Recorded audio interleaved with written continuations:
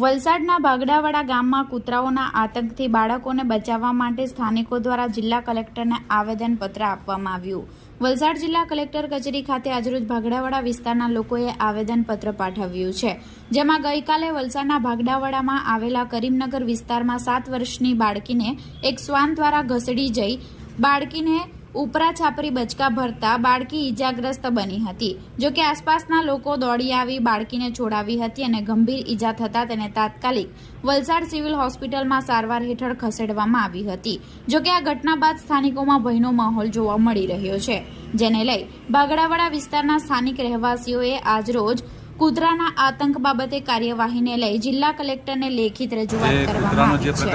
આવી છે। છેલ્લા 6 મહિનાથી ભાગડાવાડા વિસ્તારમાં કરીમનગરમાં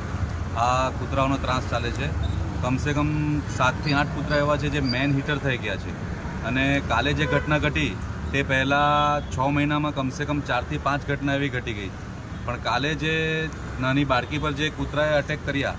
6 થી 7 કૂતરાએ તમે વિડીયોમાં જોઈ શકો છો, જેના કારણે છોકરીને હોસ્પિટલ ખસેડવામાં આવી તાત્કાલિક ધોરણે અને 12 થી 13 જેટલા ઇન્જેક્શન એમને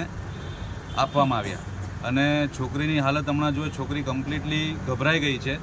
અને તેને લઈને અમારા આખી સોસાયટીમાં કરીમનગરમાં ભયનો માહોલ છે। અને ગ્રીન પાર્કમાં આજથીના 10-15 દિવસ પહેલાં નેશનલ સ્કૂલ આવી છે, ત્યાં એક ગાયે વાછરડુંને જન્મ આપ્યું હતું।